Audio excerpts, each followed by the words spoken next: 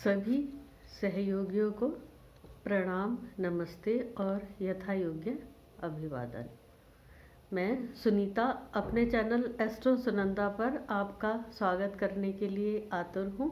कुछ ज्योतिष की बातें उसकी दुनियादारी के साथ, क्योंकि ज्योतिष एक विज्ञान है और कला भी।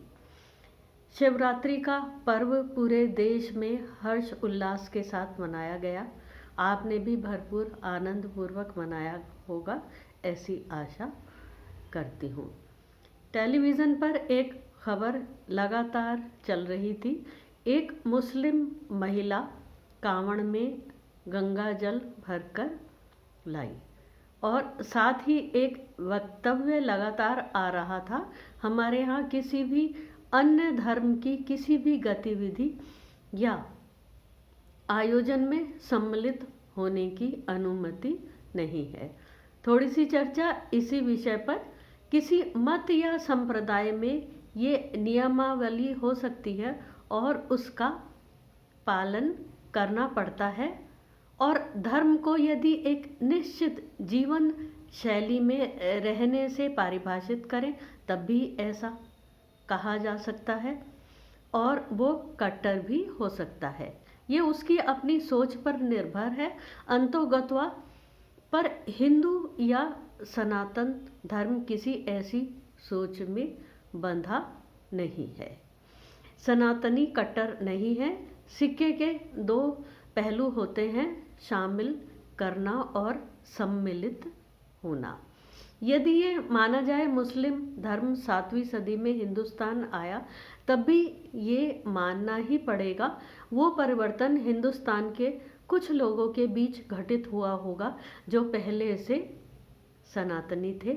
बाहर से भी कुछ एक लोग ही आए होंगे। एक बात और, हिंदी साहित्य में मुस्लिम ग्रंथकारों के योगदान और कृतित्व को भी भुलाया नहीं जा सकता। 17वीं सदी में रानी ताज बीबी कृष्ण भक्त हो गई थी और उन्होंने प्रेम वाटिका ग्रंथ की रचना की थी। अब बात वर्तमान के टकराव की और थोड़ी सी उस पर दृष्टि डालते हैं। आधिपत्य के लिए टकराव सदा से ही होता आया है। दो धर्मों के लोगों के बीच भी लड़ाई के मूल में आधिपत्य ही था। 2 वर्ष पूर्व मणिपुर में 2 समुदायों के बीच एक बीभत्स घटना और हिंसा के बाद राष्ट्रपति शासन लगा दिया गया था। ये संघर्ष कुकी और मीते समुदाय के बीच था।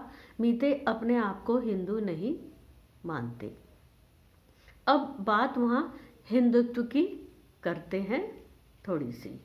वहाँ एक राजा हुए पाम हैबा। उन्होंने हिंदुत्व को राजधर्म बनाया और वहाँ के ही लोगों ने उनका नाम रख दिया गरीब नवाज। उनका जन्म 1690 में हुआ था। गरीब नवाज एक फारसी का शब्द है जिसका अर्थ है दयालु या प्रजा वत्सल।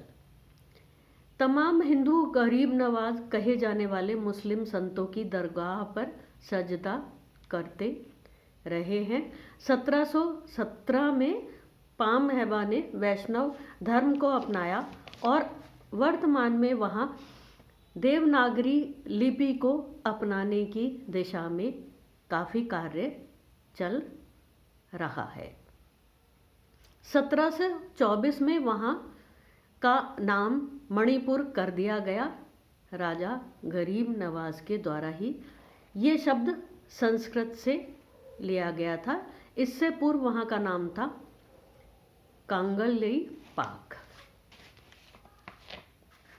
मणिपुर रास नृत्य जगत प्रसिद्ध है। मणिपुर का सबसे प्रसिद्ध और ऐतिहासिक शिव मंदिर इम्फाल के पास स्थित है, महाबली मंदिर। यह मंदिर भी 1740 में राजा गरीब नवाज ने ही बनवाया।